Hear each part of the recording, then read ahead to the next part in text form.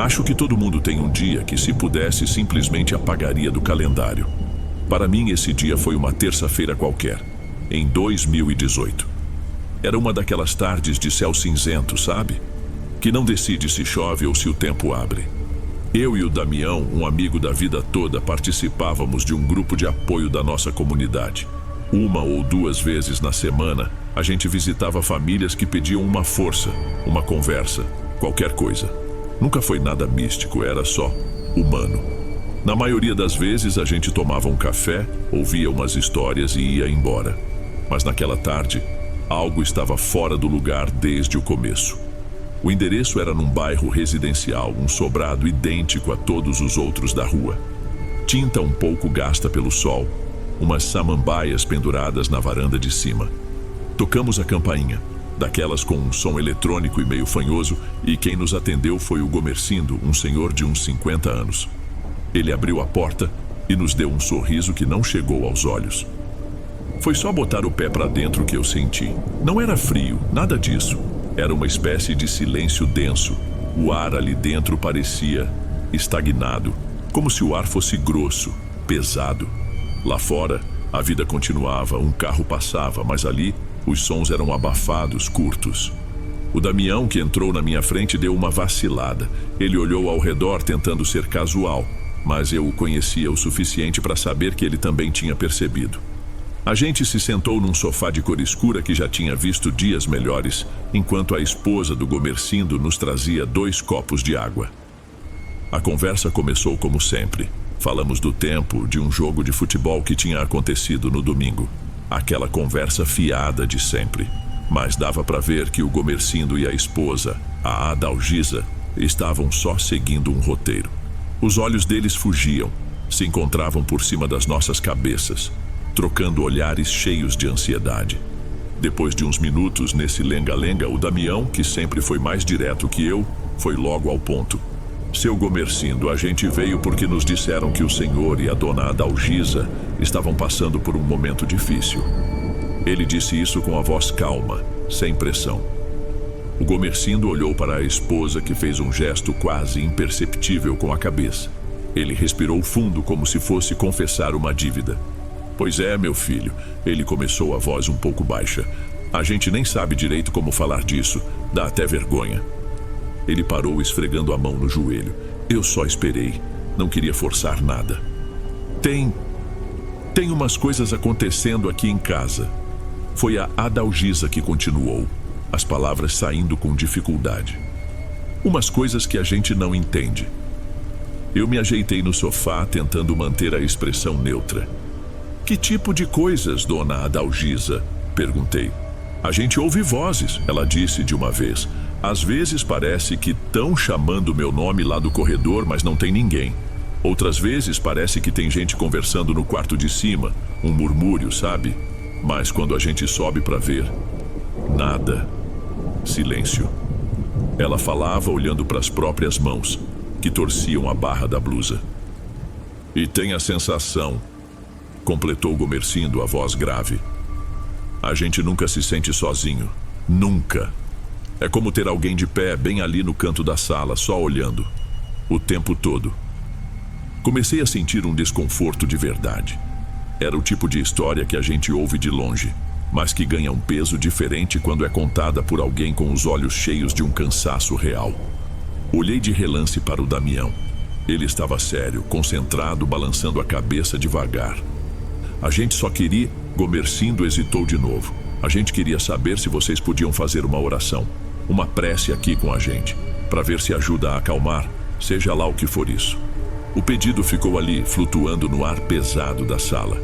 Não era mais uma visita social. Tinha acabado de se tornar outra coisa. Damião olhou para mim, uma pergunta silenciosa no ar. Eu assenti com a cabeça. Era o mínimo que a gente podia fazer. Na parede da sala, acima de um aparador, tinha uma imagem pequena de santo e um terço pendurado.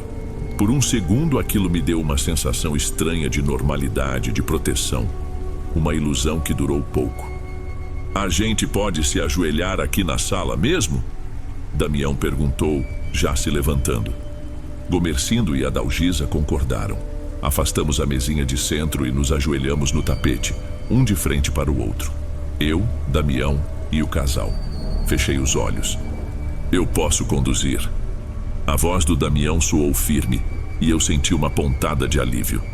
Ele começou a orar. A voz dele era a única coisa que se ouvia no silêncio pesado da sala. Eu tentei me concentrar nas palavras no Pai Nosso, mas minha mente escapava para o relato do casal. Eu estava sugestionado? Provavelmente. Eu me forcei a focar, a repetir a oração em pensamento, a encontrar algum centro. Foi aí que aconteceu. Senti 2 mãos pousarem nos meus ombros, firmes, pesadas. Na hora, minha primeira reação foi pensar que era o Damião, que ele tinha se levantado e estava me dando apoio. Mas era impossível. Eu o tinha visto se ajoelhar bem na minha frente. Abri os olhos por uma fresta mínima. Ele estava lá, de cabeça baixa, orando.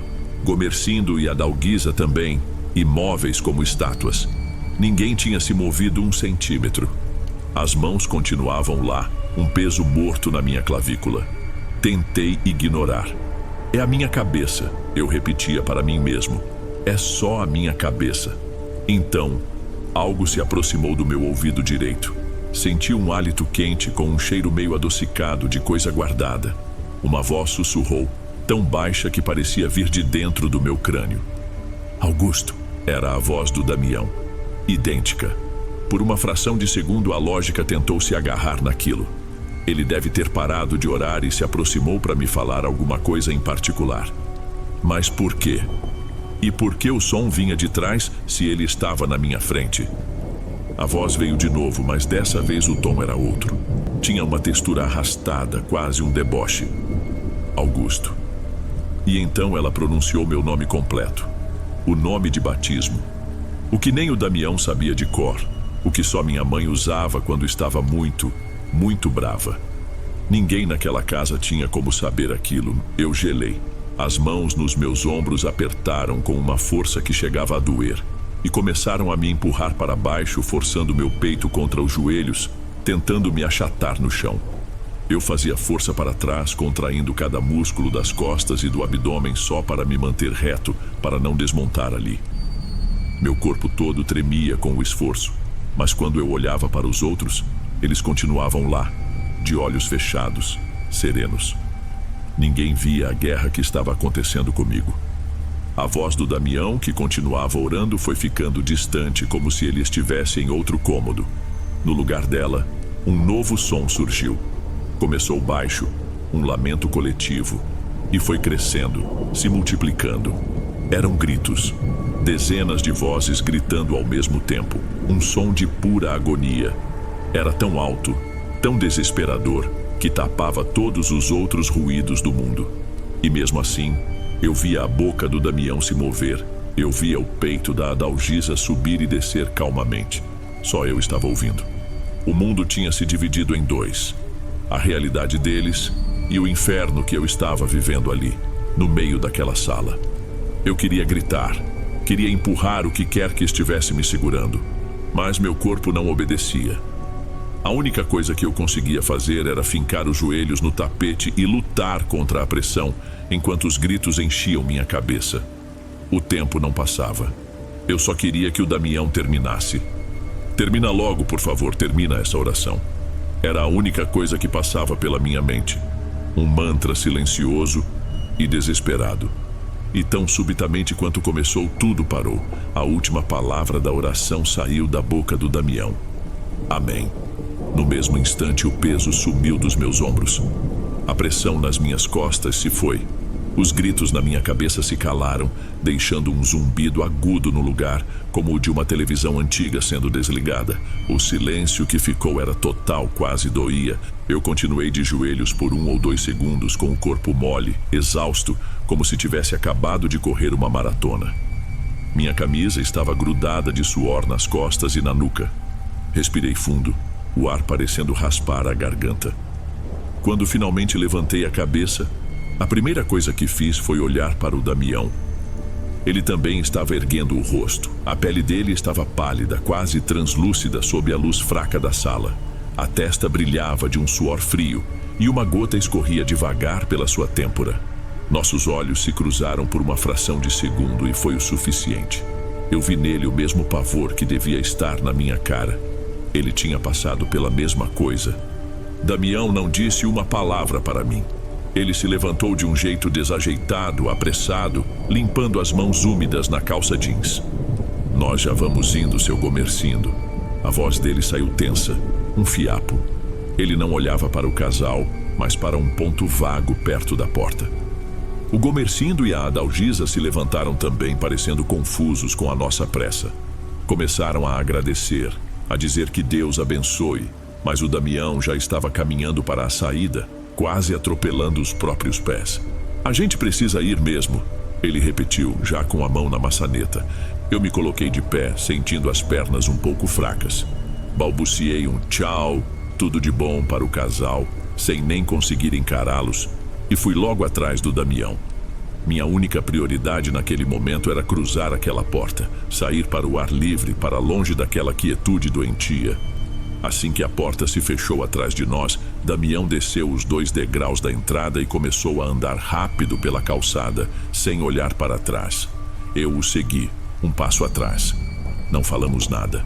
Andamos a primeira rua inteira em silêncio absoluto. Viramos a esquina e continuamos calados.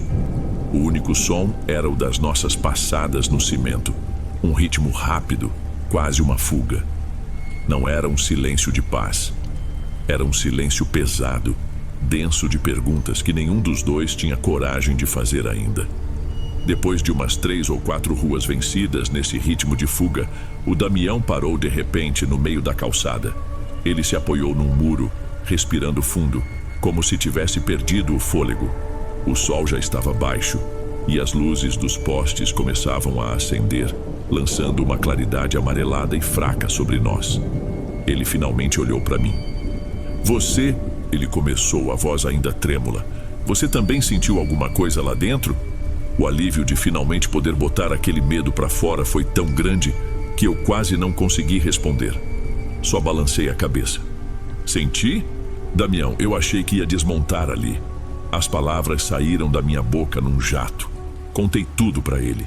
As mãos nos meus ombros, a pressão que me empurrava para o chão, os gritos que só eu parecia ouvir e o sussurro. Quando eu mencionei que a coisa disse meu nome completo, vi os olhos dele se arregalarem.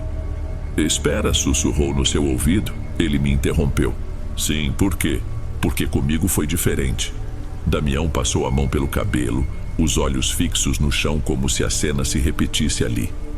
Enquanto eu orava, eu ouvi uma risada, bem perto do meu ouvido esquerdo. Uma risada baixa, rouca, debochada. E ao mesmo tempo eu senti alguém me dando tapinhas nas costas. Leves, sabe? Como se estivesse me parabenizando por alguma piada. Tentei ignorar, mas não parava. Ficamos em silêncio por um instante, apenas processando a informação. Cada um de nós tinha sido atormentado de um jeito diferente, na mesma sala, ao mesmo tempo. Foi ele quem quebrou o silêncio, mas não com palavras. Seus olhos se desviaram de mim, focando na rua agora escura atrás de mim. A expressão dele mudou. Que foi? Perguntei. Não sei. Tive a impressão de ver um vulto. Ele disse, mas não parecia convencido. Continuamos a andar, mas agora mais devagar. A urgência da fuga tinha sido substituída por um cuidado nervoso. E foi então que eu ouvi. Era um som sutil, quase encoberto pelo barulho distante do trânsito. O som de um pé se arrastando no asfalto. Um passo normal e depois um ruído de arrasto, ritmadamente. Passo, arrasto, passo, arrasto. Vinha de algum lugar atrás de nós. Eu parei. E no mesmo segundo o Damião também estancou no lugar. O som cessou. Olhamos um para o outro por cima do ombro. Nenhum de nós disse nada. Demos mais alguns passos, forçando a naturalidade. Passo, arrasto. O som voltou no mesmo ritmo, mantendo a mesma distância. Não era coincidência. Num movimento combinado, como se uma corrente elétrica tivesse passado por nós dois, nos viramos ao mesmo tempo. A rua estava vazia. Só as poças de luz alaranjada dos postes e as sombras longas dos muros. Ninguém. Absolutamente ninguém a uma distância que pudesse produzir aquele som. Nos viramos de volta para a nossa rota, os corações descompassados. Uma sensação de frio se espalhou pela minha nuca e desceu pelos braços. Não pode ser, Damião sussurrou, a voz mal saindo. Seja o que for que estava naquela casa. Ele olhou para as sombras vazias ao redor. Parece mais fraco aqui fora. Ou talvez só esteja se divertindo conosco. Ele não precisou terminar a frase. O medo gelado da conclusão já tinha se apossado de mim. Aquilo está nos seguindo. O pavor mudou de forma, não estava mais confinado às paredes de um sobrado. Estava ali fora conosco na rua aberta e estava nos caçando. O pânico é uma coisa curiosa. Ele te dá duas opções: correr ou lutar. E como a gente ia lutar contra algo que nem estava ali? A vontade era de sair correndo sem rumo, mas o Damião agarrou meu braço. O toque dele me trouxe de volta. A gente não pode levar isso para casa, Augusto, não pode. Ele disse, os olhos arregalados, procurando uma solução em meio ao desespero. A gente precisa orar. Agora. Aqui. Olhamos em volta. Estávamos numa rua residencial mal iluminada. Casas com muros altos, portões fechados. Não tinha onde se esconder. O som do passo arrastado continuava constante, um metrônomo do nosso medo. Mais à frente vimos o muro alto de um terreno baldio coberto de pichações. Era o único lugar. Ali, apontei. Corremos até lá. Não uma corrida de atleta, mas uma corrida desengonçada, tropeçando nas calçadas irregulares. Nos enfiamos na escuridão parcial ao lado do portão de metal do terreno, um vão entre o muro e um poste. O cheiro de mato e umidade era forte ali. Não nos ajoelhamos. Ficamos de pé, um de frente para o outro, as mãos se procurando no escuro até se encontrarem. As mãos dele estavam geladas e trêmulas. Começa você, eu pedi, a voz falhando. E ele começou. Não foi uma oração bonita ou bem estruturada como a da casa.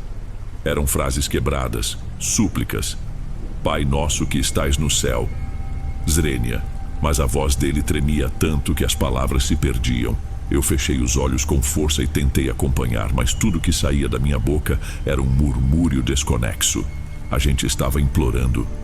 Por um momento senti a presença ficar mais forte, uma pressão no ar ao nosso redor, como se a escuridão do terreno tivesse se adensado, se inclinado na nossa direção. O som do passo arrastado parou bem atrás de mim, tão perto que eu podia jurar que sentiria um toque a qualquer segundo. Mas então, no auge do nosso desespero, quando o Damião repetiu, e livrai-nos do mal, amém, pela terceira ou quarta vez, ouvi um último suspiro vindo da escuridão bem às minhas costas. Um som baixo, carregado de desprezo. E só então a pressão se foi. Foi como se uma bolha estourasse. O ar ficou leve de novo. O silêncio que se instalou não era pesado como o da casa, mas um silêncio vazio, normal. O som do passo arrastado não voltou. Ficamos ali parados, de mãos dadas, por quase um minuto, apenas respirando. Exaustos, esvaziados. Não sentimos alívio, não de verdade. Era mais como a calma que vem depois de uma febre muito alta. Uma calma frágil. O caminho de volta para casa foi longo e silencioso. Cada sombra parecia uma ameaça. Cada barulho, um retorno do pesadelo. Mas nada mais aconteceu. Sinceramente, até hoje eu não sei dizer o que fizemos naquela noite. Não sei se foi a nossa fé que salvou a gente, ou se aquele nosso desespero todo só serviu de diversão para a coisa nos deixar em paz. Nunca mais pisei naquela rua. Eu e o Damião nos afastamos um pouco depois daquilo, não por briga, mas porque olhar um para o outro era lembrar daquele terror. Às vezes, quando estou sozinho num lugar quieto, eu me pego prestando atenção demais nos sons, procurando um ritmo familiar e medonho no silêncio. A gente acha que a fé é um escudo, mas naquele dia eu aprendi que ela também pode ser uma porta. E eu não faço ideia se a gente conseguiu fechar a nossa direito.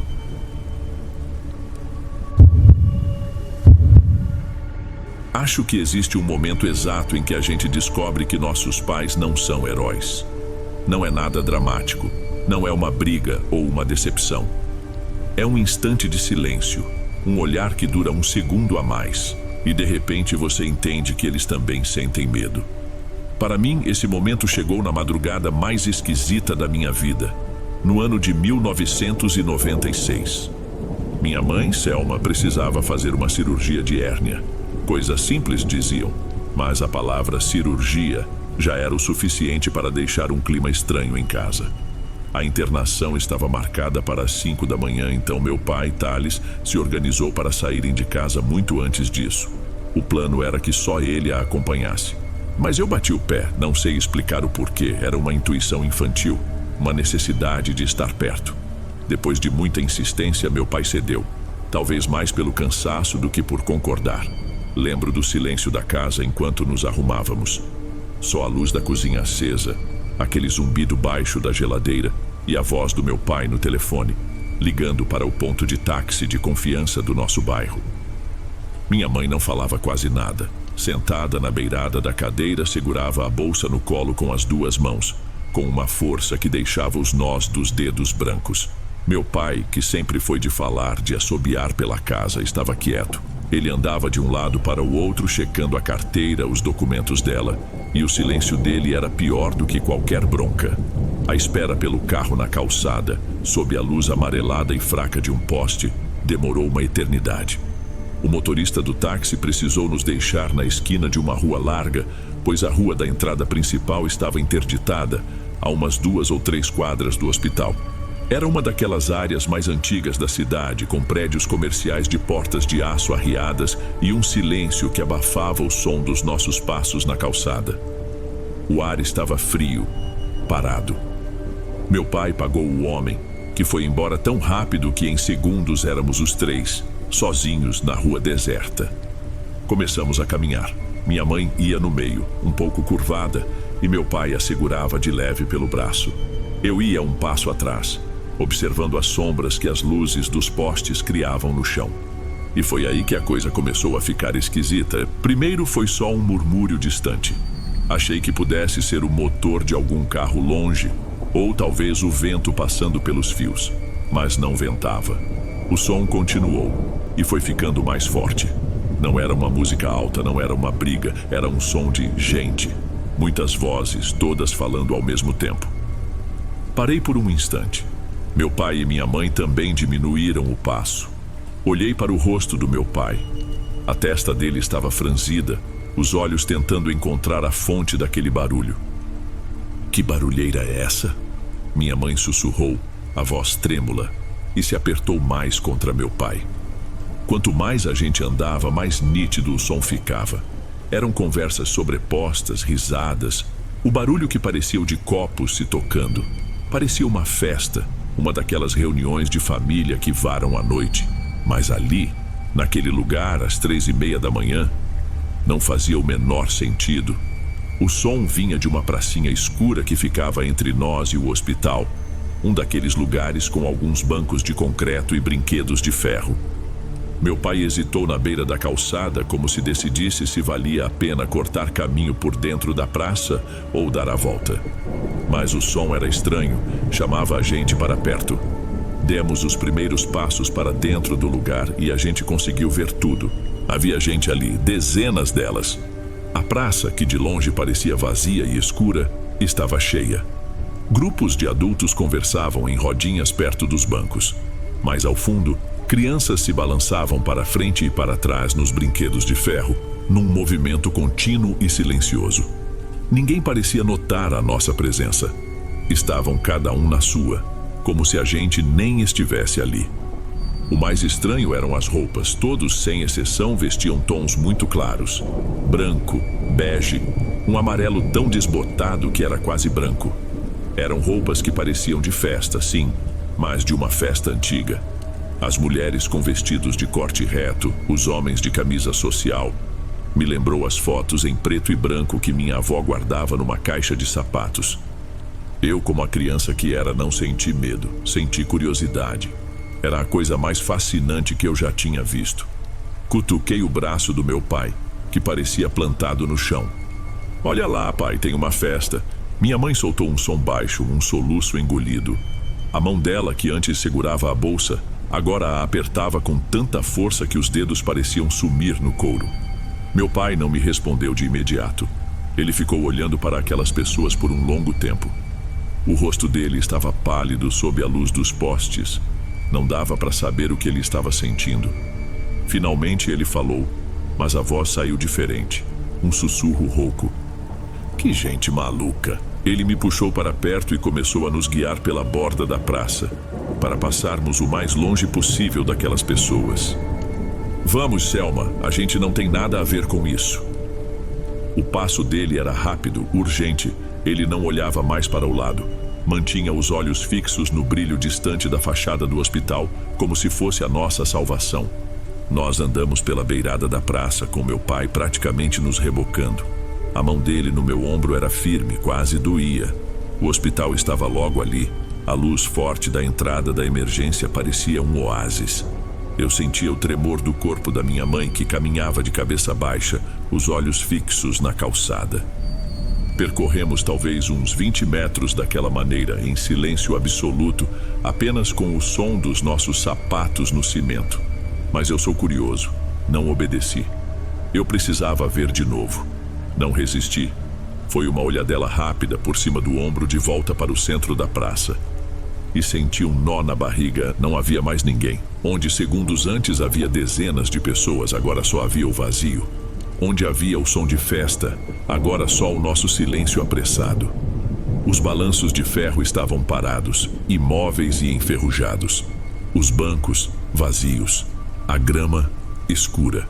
A festa inteira tinha simplesmente evaporado. Parei de andar no mesmo instante. Minha cabeça de criança não conseguia entender aquilo. Será que eles correram e se esconderam? Mas não havia onde. A praça era um descampado, com poucas árvores e nenhum lugar para um grupo daquele tamanho desaparecer tão rápido. Puxei a manga da camisa do meu pai com o coração batendo todo errado. Pai, sumiu. Eles sumiram. Ele parou, mas não se virou. Vi o músculo da mandíbula dele se contrair. Minha mãe também parou e olhou para mim, os olhos arregalados, e eu entendi que ela também não queria olhar para trás. Ela sabia. Meu pai apenas apertou meu ombro com mais força e me virou para frente, sem dizer uma palavra. O recado era claro. A gente não ia falar sobre aquilo. Não ali. E com um empurrão que não tinha nada de gentil, ele nos fez voltar a andar ainda mais rápido do que antes. Os últimos metros até a porta do hospital foram uma corrida silenciosa. As portas automáticas de vidro se abriram com um zunido, nos engolindo para dentro de uma luz branca e ofuscante. O contraste com a escuridão da rua foi brutal. O cheiro de álcool e de produto de limpeza invadiu minhas narinas. O mundo real, com suas regras e sua lógica, tinha nos puxado de volta. Lá dentro, o ritmo era outro. Uma enfermeira sonolenta pegou os documentos da minha mãe, fez algumas perguntas com a voz monótona de quem repetiu aquilo a noite inteira. Minha mãe mal conseguia responder. Era meu pai quem falava por ela, a voz firme, controlada, como se nada tivesse acontecido lá fora. Em poucos minutos, levaram minha mãe para uma sala de preparação. Ela me deu um beijo rápido na testa. A pele dela estava fria. E então ficamos só nós dois, eu e meu pai, numa longa fileira de cadeiras de plástico duro, na sala de espera. Havia outras poucas pessoas ali, cada um perdido nos seus próprios problemas. Uma televisão pendurada no alto passava um jornal matinal sem som. O tempo se arrastava. Eu não conseguia tirar a cena da praça da cabeça. As imagens se repetiam. As roupas claras, os balanços se movendo sozinhos, o desaparecimento súbito. Minha cabeça de criança não conseguia entender aquilo. Precisava sair. Na mesinha de centro havia alguns folhetos sobre campanhas de saúde.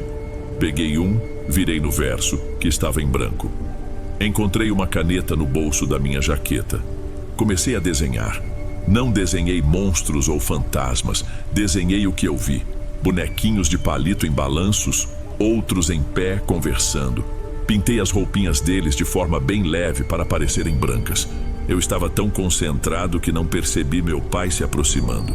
Só senti a sombra dele sobre o papel. Ele ficou olhando meu desenho por alguns segundos. Não disse nada. Apenas esticou a mão, pegou o folheto e a caneta com uma calma assustadora. Dobrou o papel em 4 de forma metódica e precisa e o guardou no bolso da calça. Eu olhei para ele sem entender. Abri a boca para perguntar: pai, por que eles... Ele se inclinou, o rosto muito perto do meu. A voz dele foi um sussurro baixo, mas firme, que me deu até um arrepio. Agora não, Jonas, esse assunto morre aqui, entendeu? Não havia raiva no tom dele. Havia algo muito pior. Medo. Um medo profundo, adulto, que me paralisou. Eu apenas assenti com a cabeça, incapaz de falar.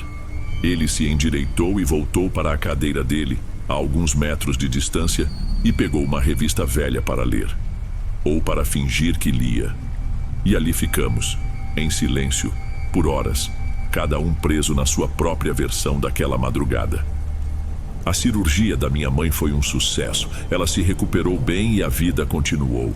E como meu pai tinha mandado naquele corredor de hospital, o assunto da madrugada em que a levamos para internar morreu. Nunca mais foi tocado. Virou uma daquelas memórias que a gente não sabe se realmente viveu ou se foi um sonho muito estranho, guardada numa gaveta trancada no fundo da mente. Muitos anos se passaram. Eu já era um homem feito e meu pai um senhor de cabelos brancos. Um dia precisei levá-lo para fazer uns exames de rotina. O hospital, por ironia do destino, era o mesmo. Na volta, dirigindo sem pressa, o caminho nos levou a passar pela mesma rua. A praça estava lá. Sob a luz do meio-dia, ela parecia inofensiva, até um pouco triste. A pintura dos brinquedos estava descascada. O mato crescia ralo em alguns pontos. Um casal de adolescentes conversava num dos bancos. Era só um lugar comum. Diminuí a velocidade e olhei para o meu pai no banco do carona. Ele também olhava para a praça, o olhar perdido. Era a primeira vez em mais de 20 anos que nos permitíamos encarar aquela memória juntos. Pai, comecei, a voz saindo mais baixa do que eu pretendia. Você lembra daquela noite? Ele não se virou para mim, continuou olhando para os balanços vazios que se moviam lentamente com o vento. Um longo suspiro escapou dos lábios dele. Eu vi, filho, claro que eu vi. A voz dele era cansada, o som de um peso sendo finalmente colocado no chão. Sua mãe ia entrar numa cirurgia, eu não sabia o que fazer. O que eu ia te dizer? Que o mundo não é seguro? Que existem coisas por aí que a gente não entende e não pode combater? Eu só fingi que não era real. Achei que se eu negasse com força o suficiente, aquilo não teria acontecido. Naquele instante, a imagem do meu pai como um gigante inabalável que eu carreguei por toda a infância se desfez por completo. No lugar dela, vi apenas um homem, apavorado, fazendo a única coisa que podia para proteger sua família: construir um muro de silêncio em volta de um evento inexplicável. O meu medo naquela noite não tinha sido das pessoas na praça. Tinha sido do medo do meu pai.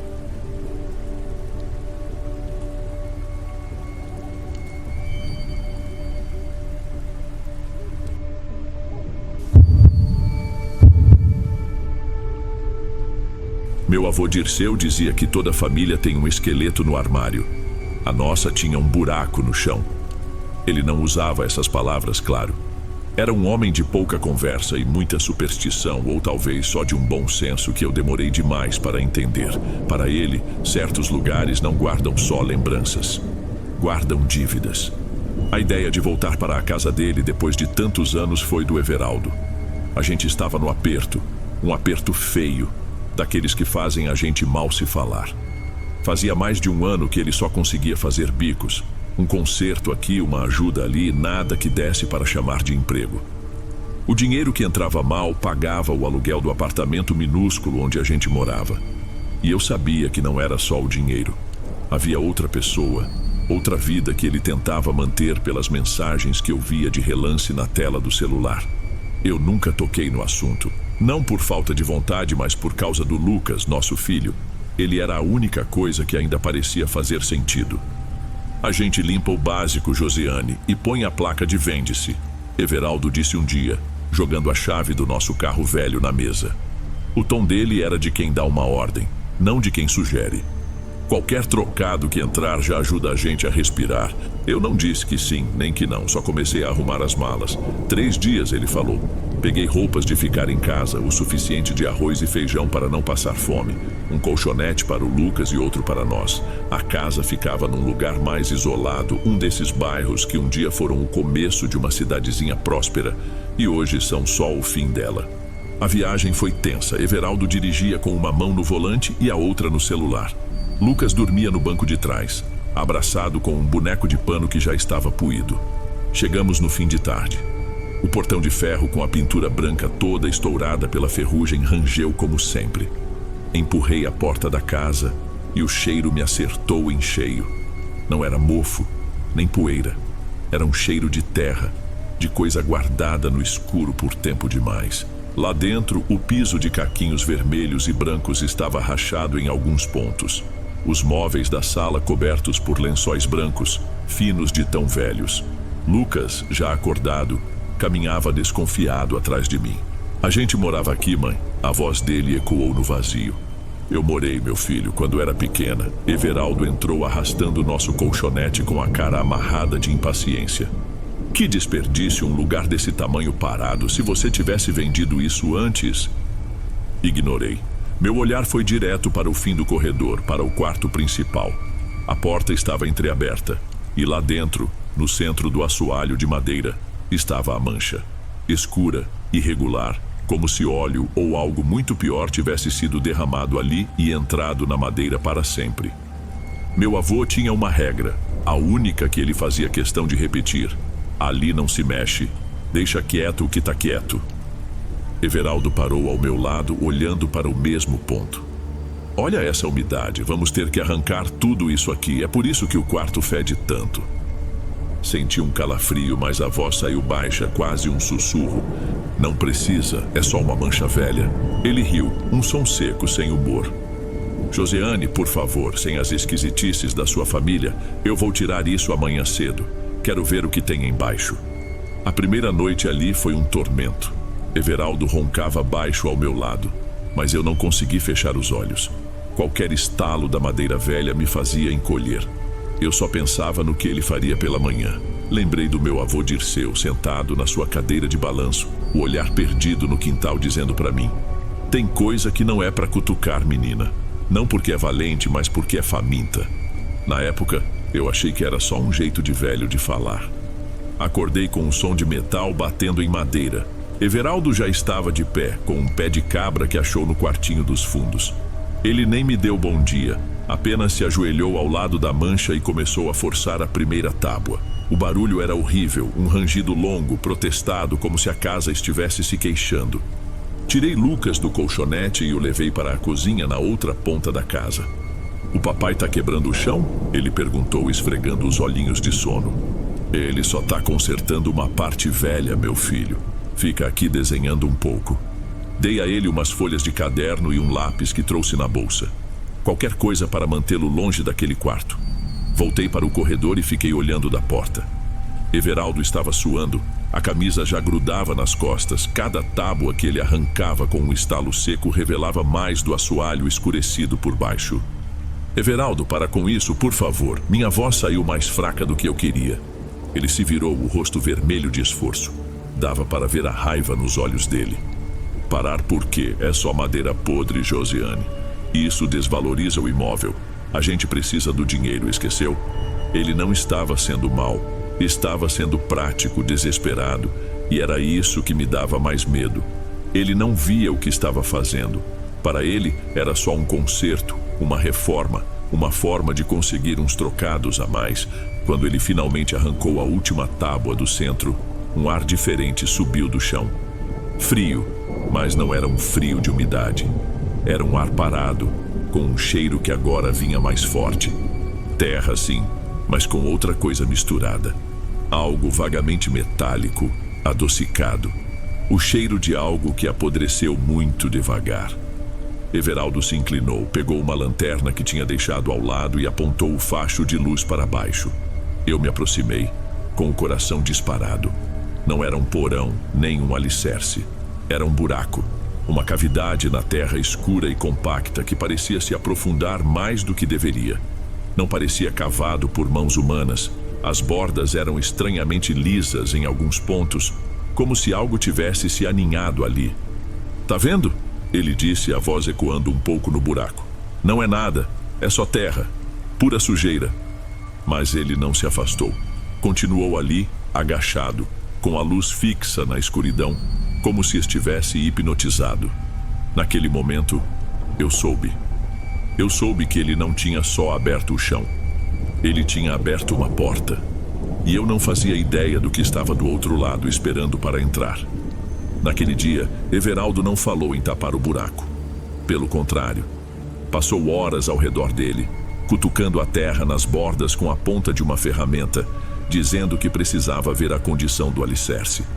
Eu não acreditava naquilo nem por um segundo. Ele estava procurando o que eu não sabia.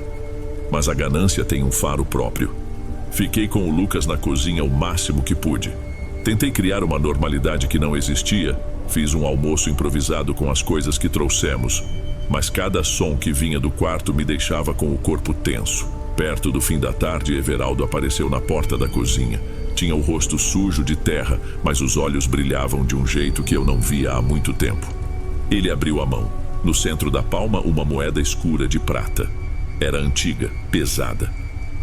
Olha isso aqui, ele disse, a voz animada de um jeito estranho. Estava enterrada na beirada. Eu falei que seu avô escondia coisas aqui. Gente da roça fazia muito isso. Everaldo, isso não é bom sinal, eu disse, recuando um passo. Deixa essa moeda onde você achou, por favor. Ele fechou a mão com força, o sorriso sumindo do rosto. Deixar? Você enlouqueceu, Josiane? Isso aqui pode valer um bom dinheiro, pode ser a nossa saída. Você não entende? Mas eu entendia bem demais. Aquilo não era uma saída, era a isca. A partir daquele momento, eu o perdi. Everaldo se tornou o guardião daquele buraco. Passava o dia inteiro ali, de cócoras, examinando cada punhado de terra. No dia seguinte, ele encontrou um brinco pequeno de ouro sem o par, com uma pedrinha opaca. Ele já não me mostrava com o mesmo entusiasmo. Mostrava com a certeza de quem tinha direito àquilo. Começou a fazer anotações num caderno velho, calculando o valor do que encontrava, projetando o que ainda poderia achar. Lucas, que antes circulava pela casa, agora não passava mais do corredor. Ele se recusava a chegar perto da porta do quarto. Começou a ter pesadelos, acordava chorando, mas não sabia dizer o que tinha sonhado. Durante o dia ficava quieto no seu canto desenhando. Eram sempre as mesmas coisas, círculos e mais círculos, com linhas que pareciam raízes ou rachaduras saindo de dentro. Ver aqueles desenhos me dava uma sensação ruim, uma familiaridade que me arrepiava. Naquela noite, a segunda noite, acordei de madrugada com sede. A casa estava num silêncio profundo. Quando passei pelo corredor, vi uma luz fraca vindo do quarto principal. Espiei pela fresta da porta. Everaldo estava sentado no chão ao lado do buraco com a lanterna acesa. Ele estava imóvel, apenas olhando para a escuridão. Então, eu vi. Ele pegou um pedaço de pão que tinha sobrado do jantar e lentamente deixou as migalhas caírem lá dentro. Ele não estava mais procurando um tesouro. Ele estava alimentando a fonte. Nos 2 dias que se seguiram, perdi quase toda a noção do tempo, num borrão de medo e vigília. Everaldo já não dormia mais. Ficava o tempo todo ao lado do buraco, como um cão de guarda. O caderno de anotações estava sempre na mão dele e eu o ouvia sussurrar números, somando, subtraindo, como se tentasse resolver uma equação impossível. Ele emagreceu, a barba por fazer cresceu rala e o rosto ganhou uma palidez de doente. Suas unhas estavam sempre pretas de terra. Os pequenos achados pararam, e isso, em vez de desanimá-lo, o deixou mais desesperado. A negociação na cabeça dele tinha se tornado uma cobrança. Não é assim que funciona. Eu o ouvi murmurar certa vez de madrugada, falando para o buraco. Eu já te dei o bastante. Cadê o resto? Ele não falava mais comigo, nem olhava para o Lucas. Quando eu tentava me aproximar, ele se encolhia como um animal defendendo a toca. Everaldo, você precisa comer alguma coisa. Olha o seu estado. Ele nem levantava o olhar do caderno. Tenho que fechar a conta, respondia, a voz rouca. Não posso parar agora. O cheiro daquele buraco tinha se espalhado pela casa inteira. Era a primeira coisa que eu sentia ao acordar e a última antes de tentar dormir. Um cheiro de promessa podre. Lucas piorou. Começou com uma febre baixa que não cedia. Estava apático, deitado no colchonete e às vezes se queixava de dor de cabeça. Numa tarde, enquanto eu tentava fazer com que ele tomasse um pouco de sopa, ele olhou para mim, os olhos grandes e fundos, e disse uma coisa que fez meu estômago gelar. Mamãe, ele falou que não vai devolver o papai. Naquele instante, a urgência me atingiu como um soco. Não era mais sobre vender a casa ou esperar Everaldo cair em si. Era sobre sobrevivência. Juntei nossas poucas coisas numa mochila, peguei Lucas no colo, sentindo o corpo dele mais quente que o normal, e fui até o quarto. Chega, Everaldo, nós vamos embora daqui, agora. Pela primeira vez em dias, ele se levantou e me encarou. Seus olhos estavam injetados. Ele tinha um olhar de louco e nem disfarçava. Ele não gritou. Sua voz foi um sussurro terrível, quase um lamento. Ir embora? Agora que falta pouco. Josiane, você não vê? Se a gente sair daqui sem pagar o que deve, ele não vai ficar na casa. Ele vem com a gente. E ele vai cobrar.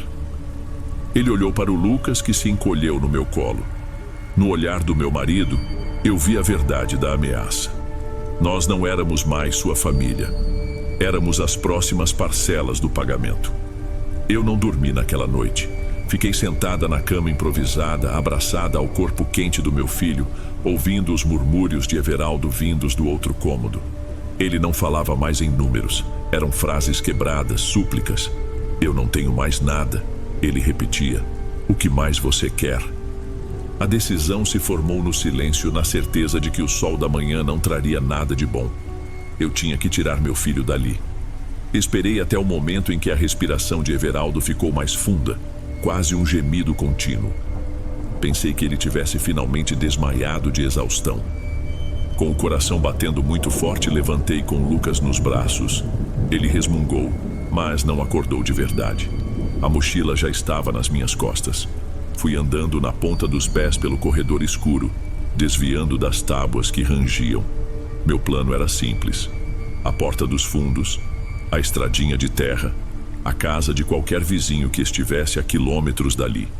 Qualquer lugar era melhor que aquele. Quando passei pela porta do quarto, um cheiro forte de álcool me fez parar. Olhei para dentro. Everaldo não estava desmaiado. Ele estava de pé, derramando o resto da garrafa de cachaça barata sobre as tábuas soltas, sobre os lençóis que cobriam os móveis, sobre as paredes. Seus movimentos não eram de raiva. Eram metódicos, com um cuidado esquisito. Ele estava preparando a oferenda final. O pânico me deu forças, corri. Não olhei para trás quando ouvi o som de um fósforo sendo riscado, seguido por um barulho oco e forte quando o fogo encontrou o álcool. Disparei pela porta dos fundos e só parei quando meus pulmões ardiam, já na estrada de terra a uma distância segura. Virei a tempo de ver as chamas lambendo as janelas do quarto principal, uma luz laranja e doentia que pintava a noite. E por cima do crepitar da madeira, ouvi um grito de alívio, como quem finalmente paga uma dívida. Leva tudo, tá pago. Então o telhado cedeu, e a casa inteira se tornou um grande buraco de fogo. Os bombeiros levaram horas para apagar tudo. A polícia veio, fez perguntas que eu não sabia responder. A história oficial foi a que todos preferiram acreditar. Um acidente. Um homem perturbado por dívidas que, num ato de desespero, acabou provocando um incêndio.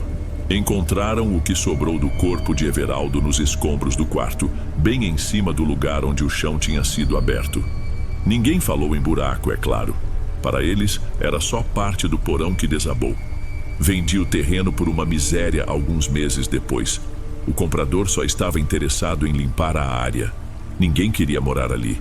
As pessoas da vizinhança diziam que o lugar tinha ficado com uma energia ruim, que à noite o cheiro de fumaça ainda voltava, mesmo muito tempo depois do fogo. Eu e Lucas nos mudamos para um apartamento pequeno numa cidade grande, um lugar onde ninguém nos conhecia, um lugar sem terra, só com concreto e asfalto. Por um tempo, acreditei que tínhamos escapado. Lucas voltou a ser uma criança como as outras. A febre desapareceu, os pesadelos pararam. Eu arrumei um emprego, pagava as contas em dia. A vida se tornou uma rotina segura, sem graça. Eu estava convencida de que o fogo tinha purificado tudo, quitado a dívida de Everaldo e fechado a porta para sempre. Até ontem à noite. Acordei de madrugada com um barulho baixo vindo do quarto dele. Parecia um toque, um arranhar leve e ritmado. Levantei para ver se ele estava bem. A luz de um poste entrava fraca pela janela. Lucas não estava na cama. Ele estava de pé, de costas para mim, muito perto da parede. Seus dedos pequenos batiam de leve no reboco. "Filho, o que você está fazendo?" Sussurrei para não assustá-lo. Ele não se virou. Apenas parou de bater na parede e inclinou a cabeça, como se estivesse escutando uma resposta do outro lado. E então, com aquela voz tranquila de criança, ele perguntou: "Ela está com fome, posso dar meu biscoito para ela?" Esses foram os relatos de hoje. Espero de coração que tenham gostado e ficarei muito feliz em te ver nos próximos. Agora na tela, estou deixando outros 2 bons vídeos que certamente irão gostar.